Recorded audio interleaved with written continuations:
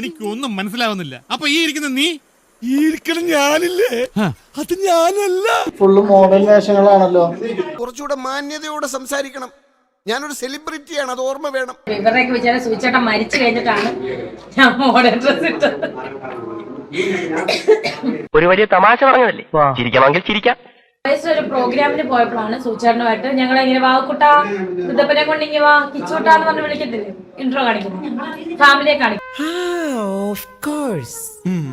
ഞാൻ ഓർക്കുന്നു, വല്ലാതെ ഓർക്കുന്നു. അന്ന് സൂചേട്ടൻ പറഞ്ഞു എന്തായാലും നീ ഷോയ്ക്ക് വരുന്നില്ല, ഒരു മോഡേൺ വേണ്ട, ഒരു ചുരിദാർ ഇടാതെ പറഞ്ഞു. അങ്ങനെയാണ് സാധാരണ ഇങ്ങനെ ഒരു മുടിയൊക്കെ വെച്ച് ഒരു ചുരിദാറൊക്കെ ഇട്ടിരിക്കുന്നത്. എന്തൊരു തള്ളണത്! എന്റെ പൊന്നോ, എന്തൊരു തള്ളാണോ! തള്ളി തള്ളി മുല്ലപ്പെരിയാർ വരെ പൊട്ടി. അന്നേ മോഡേൺ ഡ്രസ് ഇട്ട് കയറുമായിരുന്നെങ്കിൽ ലോകത്തെല്ലാം അറിയാം ഞാൻ മോഡേൺ ഡ്രസ് ഇടുന്ന ഒരാളായിരുന്നു. പക്ഷെ ഇതിപ്പം കടവാവല്ലേ അവൻ കാലേ തൂങ്ങി ആടാൻ പഠിപ്പിക്കുന്നേ. ഈ ഒരു ക്യാരക്ടറിനാണ്, അതുകൊണ്ടാണ്. അത്ര വലിയ ബന്ധങ്ങളിലേക്ക് പോണോ ശിവൻകുട്ടി? റേഷൻ കട മറന്ന് മണ്ണെണ്ണ വാങ്ങണോ? അല്ല, മുമ്പും മോഡേൺ ഡ്രസ്സുകളല്ലേ ഉപയോഗിച്ചുകൊണ്ടിരുന്നത്. സൂചിച്ചുള്ളപ്പോഴേ എന്നെ അന്ന് ആർക്കും അറിയത്തില്ല. അന്നെ സിനിമയിൽ അഭിനയിക്കാൻ വിളിച്ചതാ. സൂചിച്ചേട്ടനും ഞാനും കൂടെ കൊല്ലത്തൊക്കെ പോകുമ്പോ ട്രെൻഡ്സിലൊക്കെ കയറും. അപ്പം കിച്ചു സൂചിച്ചേട്ടനുമാണ് എനിക്ക് ഡ്രസ്സ് എടുക്കുന്നത്. ഈ സൗന്ദര്യത്തിന് മുന്നിൽ മയങ്ങി വിടാത്ത ഏതെങ്കിലും ആരാജക്കന്മാരുണ്ടാവോ? അവർക്ക് രണ്ടും ഇഷ്ടം ഞാൻ മോഡേൺ ഡ്രസ് ഇടുന്നു. രണ്ടുപേരും അതാ വാങ്ങിച്ചത്.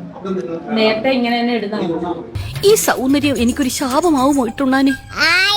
മിക്കവാറും മഹാറാണിമാർ അറിഞ്ഞാലേ. മണ്ടത്തിലായിപ്പോ ഇവരുടെയൊക്കെ വിചാരം സൂചിച്ചേട്ടൻ മരിച്ചു കഴിഞ്ഞിട്ടാണ് ഞാൻ മോഡേൺ ഡ്രസ് ഇട്ടത്. സമനില തെറ്റി ചെയ്യുന്ന ഈ ഇടയായിട്ട് ഇതിന്റെ സ്ഥിരം പരിപാടി. എല്ലാരും പറയും, ഇതിന് മുന്നേ പറഞ്ഞു ഗ്ലൂട്ട എടുത്തില്ല, ഞാൻ എന്ന് വരെ എടുത്തില്ല. പക്ഷെ അപ്പൊ എനിക്കൊരു വാശി, എന്തായാലും എടുക്കാമല്ലോ. ഇനിയിപ്പോ എടുത്തില്ലെന്ന് പറയത്തില്ലോ. ഒരു പ്രത്യേക ജീവിതല്ലേ. മുമ്പ് ഹെയർ എക്സ്റ്റൻഷൻ ചെയ്യുന്ന സമയത്ത് ദിവസം കുളിക്കാൻ പാടില്ല എന്നായിരുന്നു ചേച്ചി പറഞ്ഞിരുന്നത്. എന്താ ഉറക്കം വരുന്നു. ശവത്തെ കുത്തരുത്. അപ്പൊ താൻ ആരാണെന്ന് സ്വയം ഒരു ബോധം ഉണ്ടല്ലോ, നന്നായി. അതായത് ചില ആളുകൾ സ്ഥിരം തല കഴുകാത്ത, ഞാൻ സ്ഥിരം ഒന്നും തല കഴുകത്തില്ല. വേറെ ആലോചിക്കും തോറും തൊലി പൊളിയുന്നു. നമ്മുടെ നാട്ടിലാണെ നമ്മുടെ വീട്ടിലാണെ നമുക്ക് തല കഴുകാൻ സ്ഥിരം. ഇപ്പം നീ അങ്ങനെയല്ലല്ലോ നേരത്തെ പറഞ്ഞത്. അതായത് ചില ആളുകൾ സ്ഥിരം തല കഴുകാത്ത, ഞാൻ സ്ഥിരം ഒന്നും തല കഴുകത്തില്ല. വേറെ ബിഗ് ബോസ് നടക്കുന്ന സ്ഥലം നമ്മുടെ സ്ഥലമല്ല, അല്ലല്ലോ, നമ്മുടെ സംസ്ഥാനമേ അല്ല.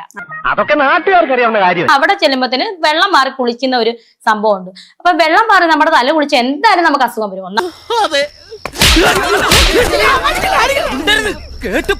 സോ അതുകൊണ്ടാണ് ഞാൻ ആഴ്ചയിലോ അല്ലെങ്കിൽ 2-3 ദിവസം കൂടുമ്പോ ഞാൻ തല കഴിക്കൊണ്ടിരുന്നത്. ഞാൻ വേറെ ഒന്നും ചെയ്തില്ല, ഇത്രേ ചെയ്തുള്ളൂ. ഞാൻ പോകുന്നു. Bye bye.